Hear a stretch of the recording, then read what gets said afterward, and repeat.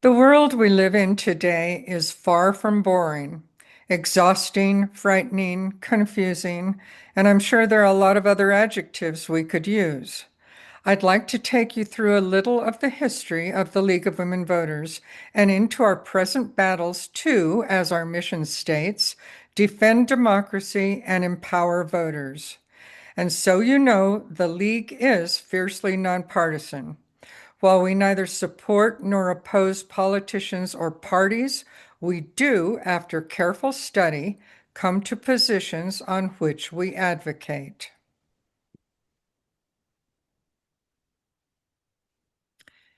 And yes, since 2017, the League has been pushing back against a dictatorial administration.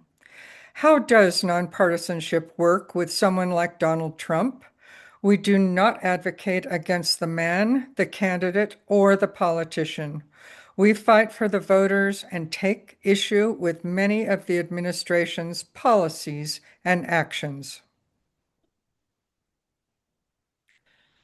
The League believes we are in a constitutional crisis, with politicians ignoring the courts. It's the first time in 106 years that we've said that. A Harvard study tells us that change can happen through nonviolent protest if only 3% of the population stands up. Here's how we define a constitutional crisis. When the executive, the legislative, or judiciary branches cannot or will not adequately protect the U.S. Constitution, when there are explicit attempts to dismantle a functional democracy within any of these three branches, or when any level of federal government takes action to destroy democratic institutions in a manner that intentionally or purposefully jeopardizes the U.S. Constitution. The League likes to point to the 19th Amendment as our founding.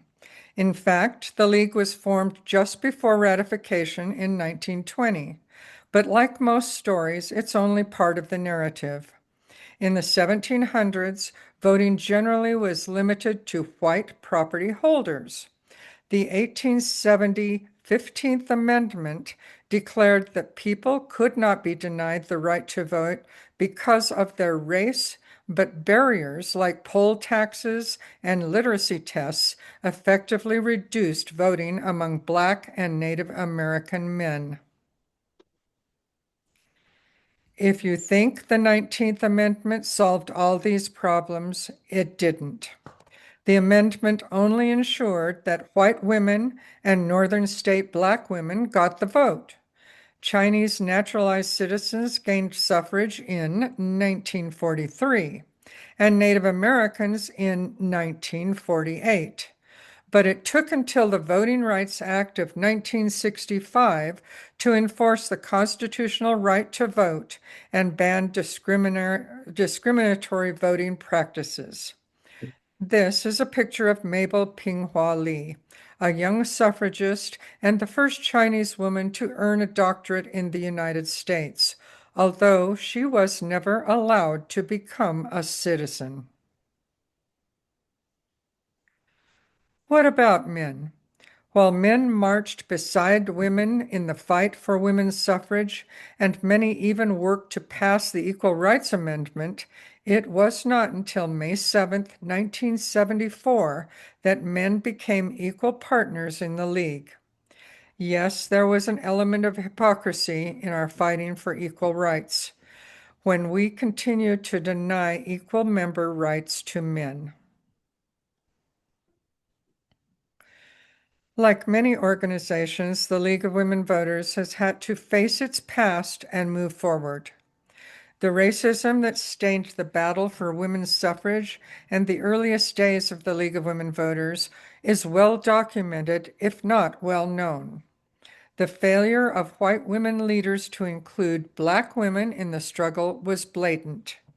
It was evident in Elizabeth Cady Stanton's openly racist statements, in Alice Paul's insistence that Ida B. Wells and her Black suffragists walk in the rear of the 1913 march in Washington, D.C., and in Carrie Katz's refusal to allow a consortium of Black women's clubs to become cooperative members of the National American Women's Suffrage Association, only months before that organization became the League of Women Voters. This is part of our picture, and we face it head on. It was only in 2019 that our national convention adopted a policy on diversity, equity, and inclusion to foster a democratic environment where all individuals have full and equitable participation regardless of their background or characteristics. This brings us to the concept of diversity, equity, and inclusion, and I'm sure you're aware of the increasing attacks on DEI. Diversity is about recognition and acceptance of multiple perspectives, identities, and cultural groups. Equity recognizes that people face various barriers to achieving success. And inclusion says that all people have perspectives and viewpoints that matter and should be heard. It's easy to talk about equity and inclusion until it doesn't work. So let's talk about redistricting, that function that happens every 10 years with the census. Have you talked to any politician recently? No matter what political party you ascribe to, you need to be in touch with your representative, whether they be in Congress, the legislature, or a local government.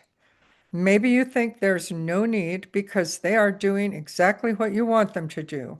In fact, it's important to give them feedback, whether it's positive or negative. They represent you. The League of Women Voters believes in representative government, but it must be one that works for all citizens. How do we get there when gerrymandering happens around the nation? In 2017, a citizen effort pushed forward on an initiative called Proposition 4. Despite long odds, people came together across political differences and voted yes on Prop 4. Rather than the narrow win opponents call it, Prop 4 was a monumental victory, long fought for fair maps.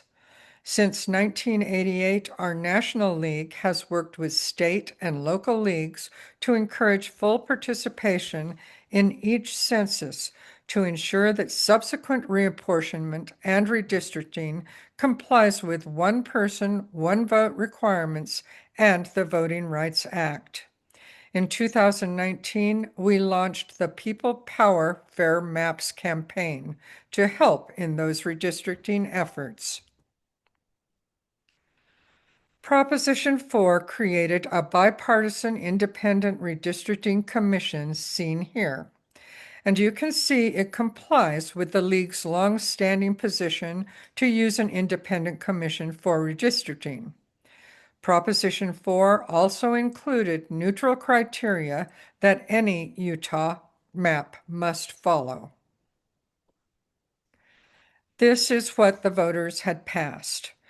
To comply with the U.S. Constitution and federal law, including the Voting Rights Act, to equal population, minimize division in municipalities and counties, to be compact and contiguous, maintain communities of interest, follow natural boundaries, align boundaries of congressional, legislative, and school districts where possible, and additionally, districts should not favor or disfavor any incumbent or political party.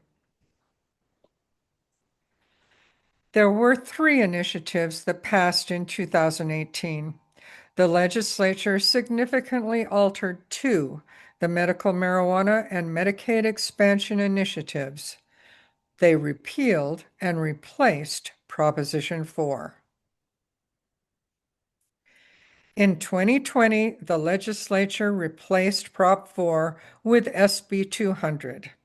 It created a slightly different list of criteria, but most importantly, it was non-binding. The League of Women Voters and Mormon Women for Ethical Government joined some individual plaintiffs in a lawsuit over the rescission. The Utah Supreme Court ruled in our favor unanimously that the legislature cannot simply ignore the people when they exercise their alter and reform right. This is the article in the Constitution we rely on. All political power is inherent in the people, and they have the right to alter or reform their government.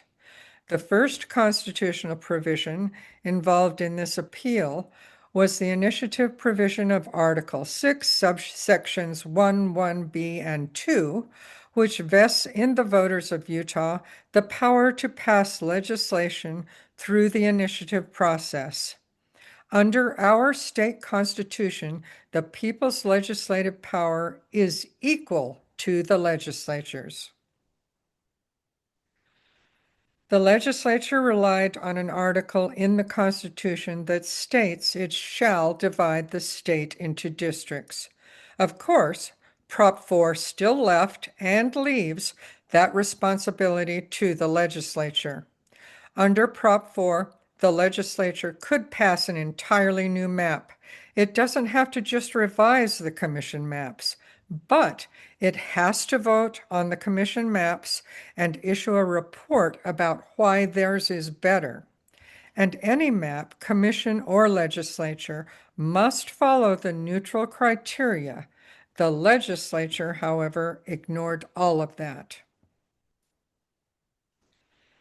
After the Utah Supreme Court sent the case back to the District Court Judge Diana Gibson threw out the legislature's map, saying it unconstitutionally disregarded the intent of the voters. This is her ruling. The District Court ruled that the legislature violated the people's rights under Utah Constitution to alter or reform their government when the legislature repealed Prop 4. And because the current gerrymandered map was passed by the legislature as a result of that unconstitutional repeal, the congressional map had to be redrawn. The district court's opinion carefully applies the unanimous ruling from the Utah Supreme Court that the legislature cannot simply ignore the people's exercise of their alter or reform rights.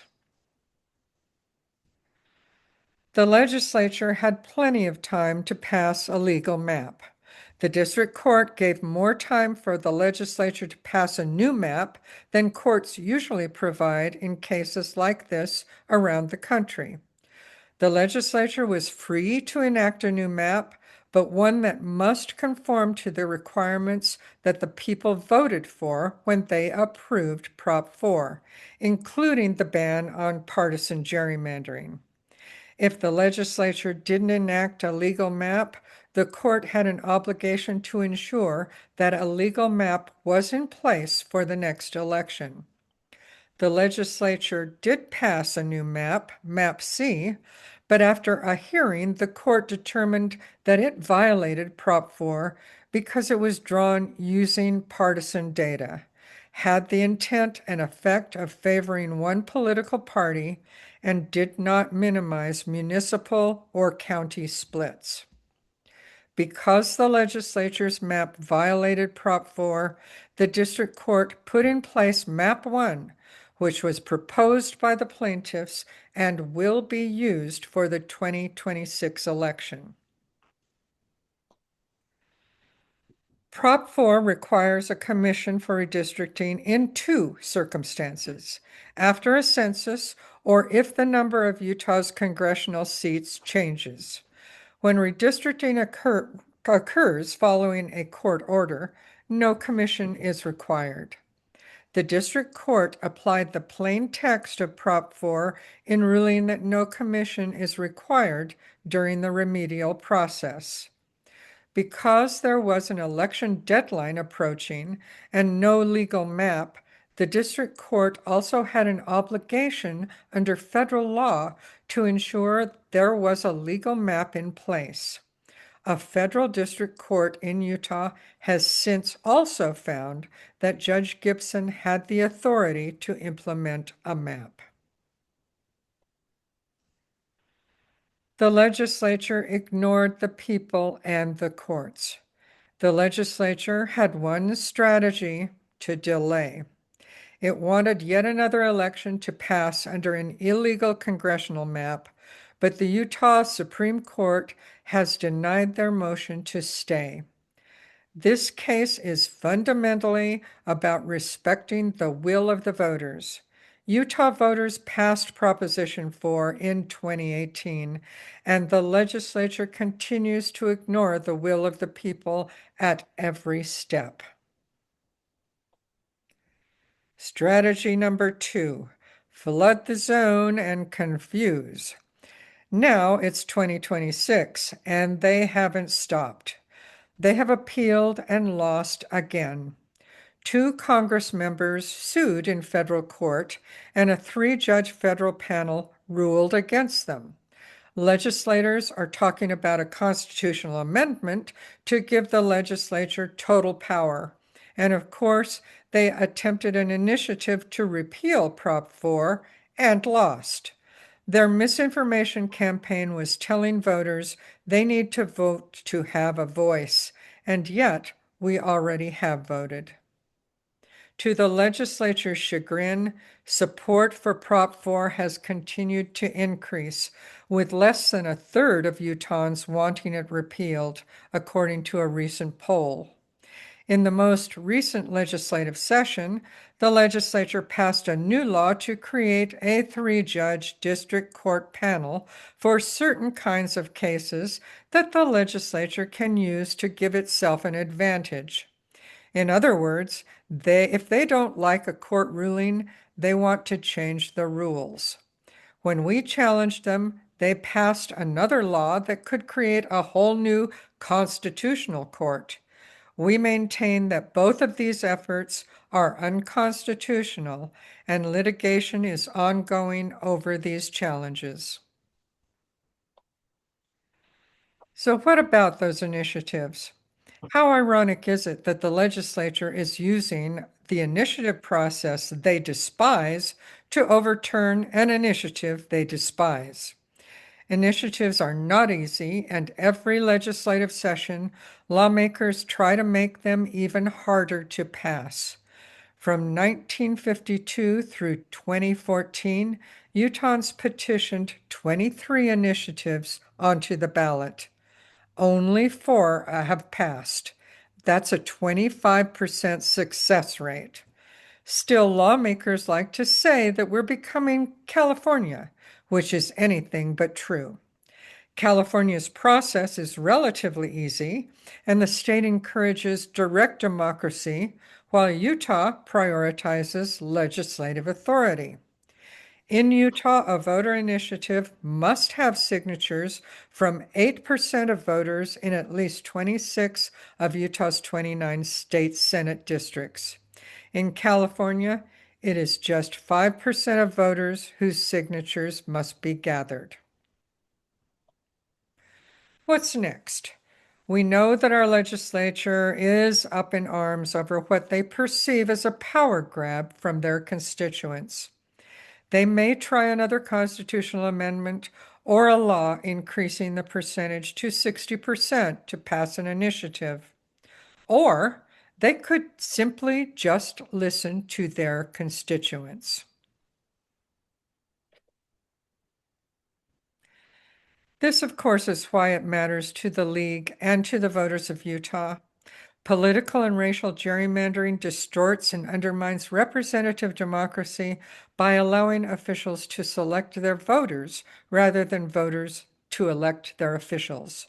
When done for purposes of racial discrimination or to ensure the dominance of one political party, gerrymandering runs counter to equal voting rights for all eligible voters. We promote transparent and accountable redistricting processes and to end hyper-partisan practices that don't benefit constituents. We believe responsibility for fair redistricting should be vested in an independent special commission with membership that reflects the diversity of the unit of government. The League works in states across the country to pass ballot initiatives, to institute independent redistricting commissions, and to defend those initiatives. Finally, as of December 4th, 2025, congressional and/or legislative maps around the country have been challenged in a total of 100 cases. Of these cases, 62 challenged congressional maps and 54 raised challenges to legislative maps. Thank you.